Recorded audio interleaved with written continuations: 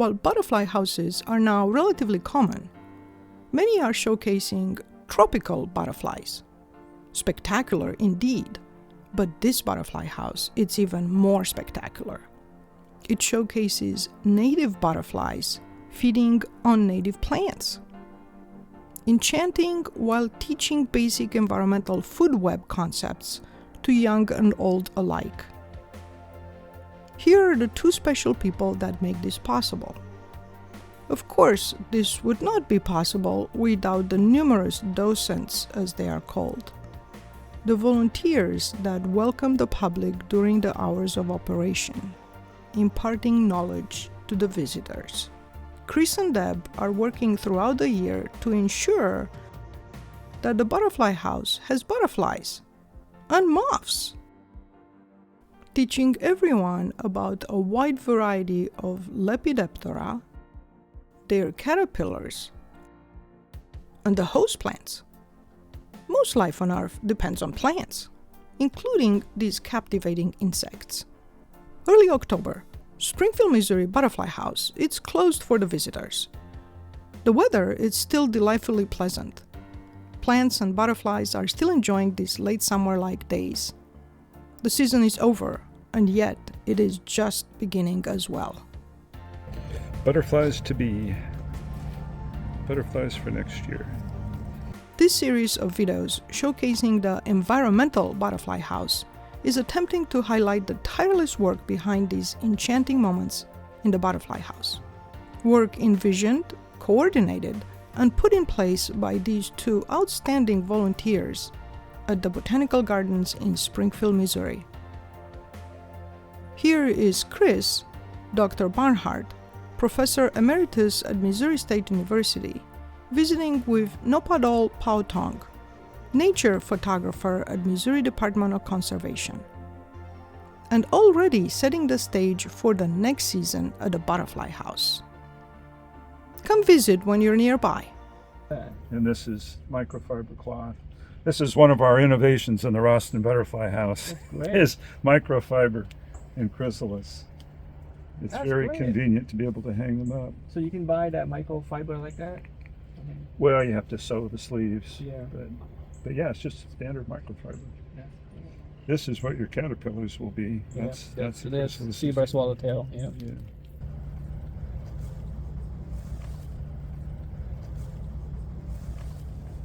What happened? I have a couple of them that fell off from the fish tank thing that I tried to. And then I tried to reattach. If we tried to hang them up in their normal heads-up posture, it's so tedious. Yeah. I have a neighbor who actually used a glue gun to make it attach perfectly. But that's standard in commercial butterfly houses. They hang chrysalis with hot melt glue, and it can go wrong because the first year we were operating, he glued them on head first instead of tail first. So not good. No. Do you know why some chrysalis are green and some are brown? That's a polymorphism. It's just nobody can. It has nothing to do with the environment. It does have something to do with the environment, but it's not as reliable as you would think. I keep track of these things, and I have for years. And there are more brown zebra, for example, in the last generation. And there does seem to be a tendency for the brown ones to be on stems instead of on leaves, but it's not real solid. No, I try, and it's just not. But all the swallowtails do this except giant. The black swallowtail come in green and brown. The pipevine swallowtail come in green and purplish. And it's just a really interesting thing, but it's not terribly consistent. You have microfiber closet like that. So it's good for me to try that. That's all microfiber. This is especially pretty chrysalis. It's the variegated fritillary. Yeah, beautiful. Like a jewel. People always ask, why do they have that color? Well, it's camouflage, most likely. It doesn't look like camouflage to our eyes, but if you put it in its normal position and not on purple microfiber cloth. It's one of our favorite butterfly house butterflies, especially this time of the year when the fritillaries are gone. It really kind of fills the gap that's left by the fritillaries. Is they have 6 obvious legs, which the fritillaries don't. Fritillaries only have 4 obvious legs. Monarchs only have 4 obvious legs because they're brushfoot butterflies. So they have their front pair of legs reduced to little grooming aids. That's a really nice butterfly. Yeah, that's beautiful. Gorgeous. And there's a few monarchs in here too. Got to get them out. Get them on their way. There's still some tagging going on. Probably Lena will come over here, maybe Jeff today, to tag a few in the garden and try to get some of these out. There's caterpillars that variegated in here too, huh? Oh yeah. If you look for them, you can probably find some. There's a couple on the table for sure. So what are these? Variegated fritillary. They feed on fish.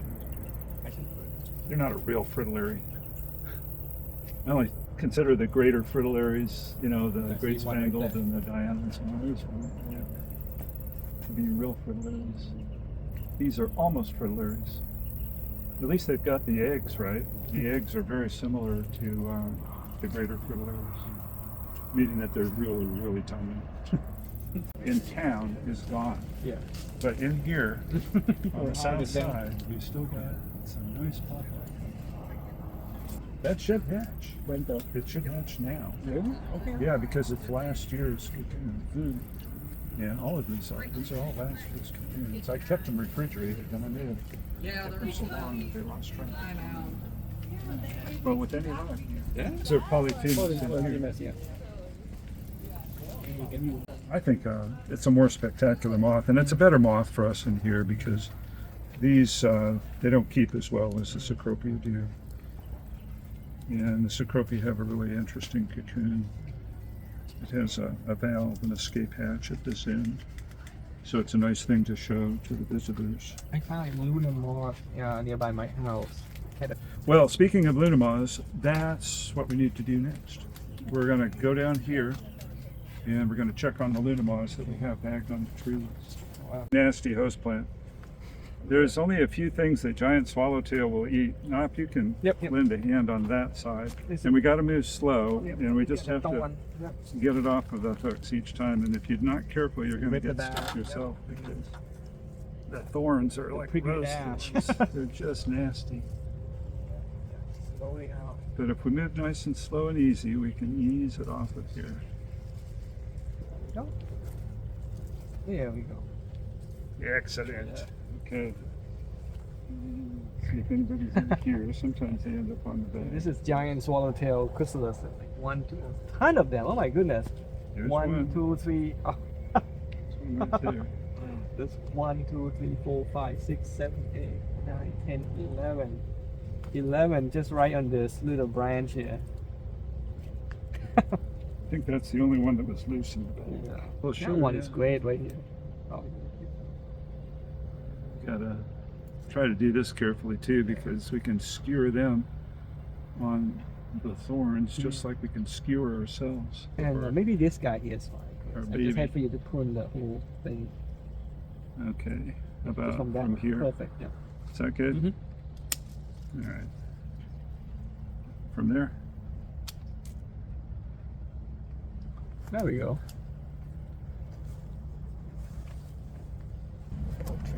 Butterflies to be. Butterflies for next year. Yeah, and Chris been helping me with all the fun stuff. Yeah. He always send me home with fun stuff for me to work on. There's some fun stuff. Doing the moth. I like it better when they spin their cocoon on the bag because it peels off very easily. It's very perfect. Wow, that's cool. So they'll overwinter and then Then we'll have Luna moths in the spring. I have no idea how you find them. I mean, I have a lot of sweet gum in front of my house, and Well, you just have to look for yeah, the the leaf, leaves together and then this. and have a good ladder like that. Well, you have to put them up here in the first place. That's the hard part. Otherwise, The they're eggs. gone. These Luna moths actually came from Sue Hager, who gave us a female who laid eggs, or maybe she gave us the eggs. I can't remember now. And these are the third generation down from those. So you bring the eggs and put them on the branches? actually put the caterpillars on these branches. Yeah. There's another one. And Put the caterpillars on the branches and then bag them so that they're protected. And then I had to move some of these because I miscalculated. You got to put the right number in there or they run out of food. Oh, sure. Yeah. So we try to be efficient about it, but not too efficient. I really look forward to the spring brood of Luna moths, the ones that will hatch from these cocoons, because they're more colorful than the summer moths. This one's still very green though. Still spinning? Yeah. Looks like it might be finished enough. You should be able to take that one out. I'll let you do it. I guess we got them all. And then I think, well, heck, if I miss a few, then loosen the pod in the spring, and that's a good thing. I could have sworn there was one in there. Oh, there it is. Da-da-da-da.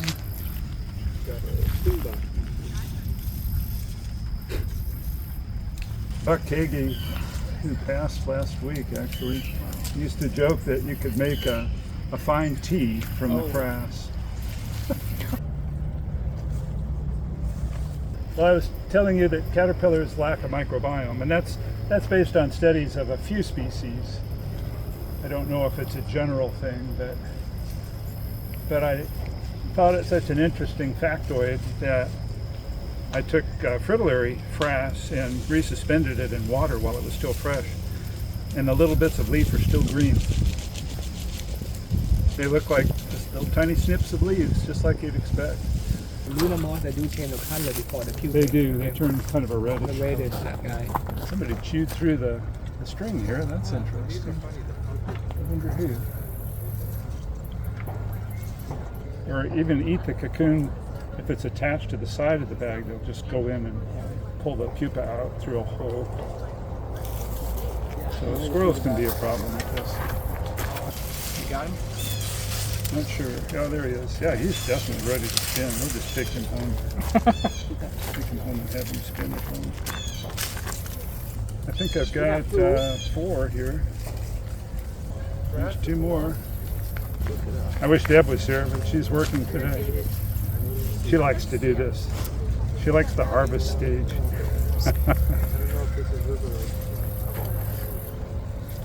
Well, heck, I do too. In fact, sometimes we're competing. I saw it first. All right, anybody else can just stay. That's a good sized caterpillar. That's going to be a big mate. The green one. Looks how the color changes right before they'll pupate. Look at how small it is. Oh, wow. There's the color contrast. That's so cool. Oh, there we go. Match. Huh. It's really Why is it so much smaller? Because I think this one is a slow grower. okay, it's still growing. There's genetic variations, and it's the same age as the others. Wow. Does it make difference with the size before they pupate? Like how? It's the runt of the litter. It may not ever pupate. It's possible, but I think it'll just be a very small individual. I hatched one Luna moth that had a wingspan like a painted lady butterfly. It was about that big. Yeah. Of course, I've seen others with big wingspans. The head is a pretty color too. Jade green. Beautiful.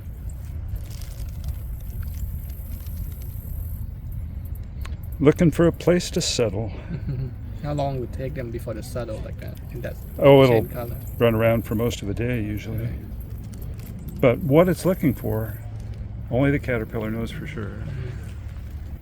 Because you'll give it what you think is a nice situation and it'll just keep going. I really think they prefer the bag.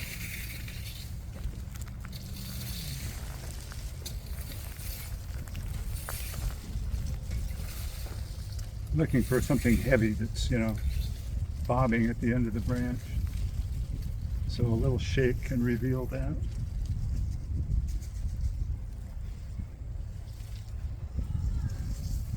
You mentioned the leaf imprint.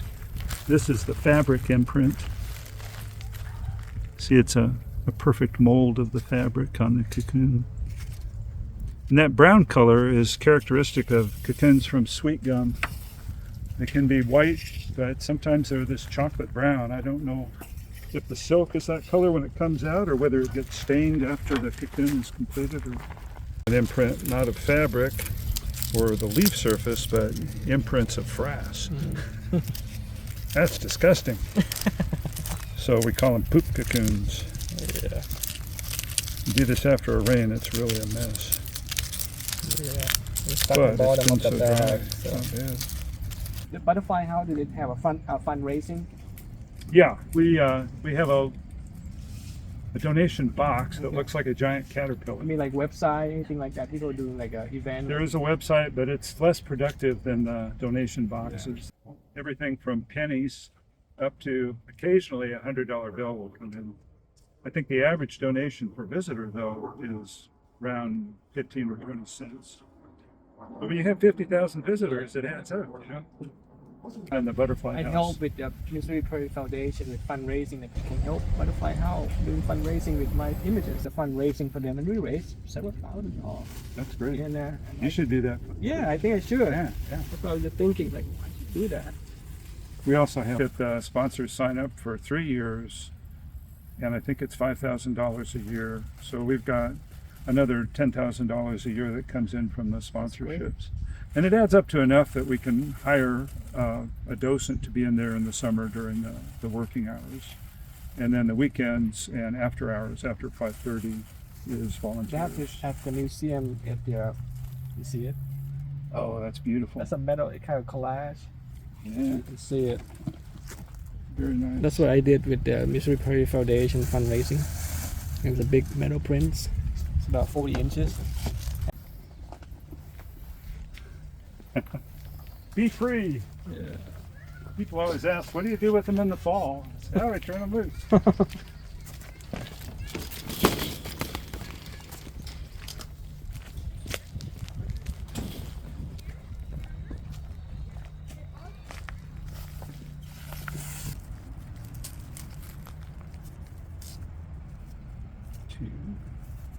Just two, I guess. Unless I'm wrong and there's one in the bag. But you can see from this, it's a much more secure attachment to the twig. Do you see the silk running up? It's silk all the way.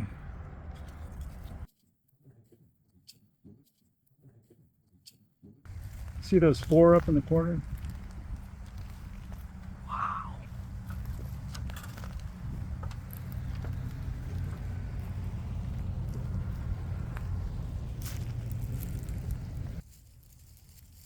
Okay, take it away.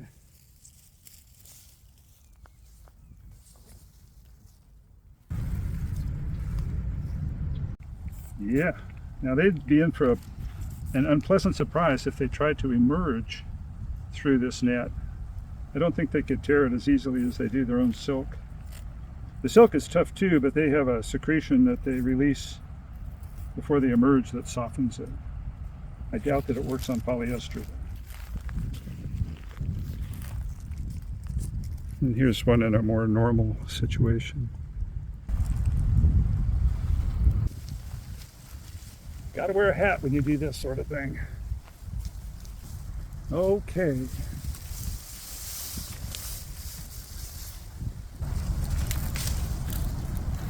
In the park we find them on birch, and generally in Springfield, if you wanted to find polyphemus cocoons, you go look for them on birch.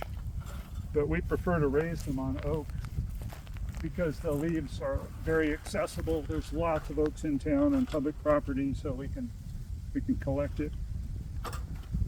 Most of the moths that we raise, actually we don't do this. Most of them we raise at home. So we have to go and collect leaves. And certain leaves are just easier to deal with than others. So if it's a polyphagous species, that can eat several different kinds of leaves, we generally go with the one that's most convenient. For the polyphemus, it's not birch, it wilts too quickly once you take it off the tree. But oak is, you can keep it for days in a closed box. It keeps very well.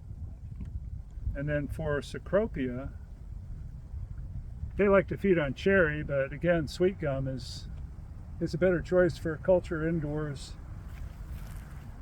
because the leaves, they smell good, the frass smells good.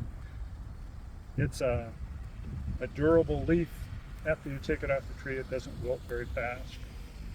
The only downside is I don't think it's as nutritious. They don't grow as fast as they do on cherry. They get just as big, but it takes them an extra week to get there. But nobody can survive without plants. Well, besides the small fraction of life on Earth that depends on chemosynthesis instead of photosynthesis. Nobody can. Plants are essential for everything except geology. Any kind of biology, you got to talk about plants. But you gotta say that Mother Earth is the matrix. It's the template for everything. So you got to start with geology. I minored in geology and chemistry, and I majored in biology. And I've gotten a lot out of my geology minor. It just predisposed me to that kind of information. And then I taught biogeography for several years, and boy, that was fun. Because you get to integrate all of that geological information and climatology, evolutionary biology, population biology. Biogeography is an amazing topic. Great fun to teach. And I think the students even enjoyed it. I like to think they did. Well, not a large number of cocoons, but we know that these will diapause. They'll sleep through the winter. That's a special problem for Polyphemus. When we raise them indoors, we try to do a big batch at the end of the year, so we'll have a lot that we can bring out in batches in the spring and have them hatch for the visitors. But unless you do everything just right, they don't go to sleep. And if they don't pause, they will die. So, these are insurance. I know that these will diapause. It's for next year. Additional pictures and video clips kindly provided by Dr. Chris Barnhart. Thank you, Chris. Springfield, Missouri Botanical Gardens have an environmental butterfly house with butterflies and moths native to North America, feeding mostly on native plants. And it's free. Donations are greatly appreciated, allowing this jewel to thrive. Come visit when you're in the area.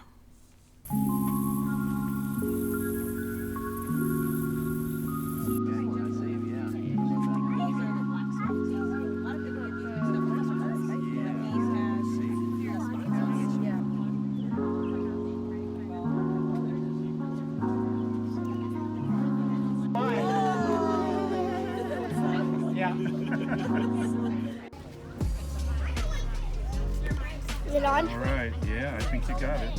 3 legs out of 4. Oh, finally. You got all 4.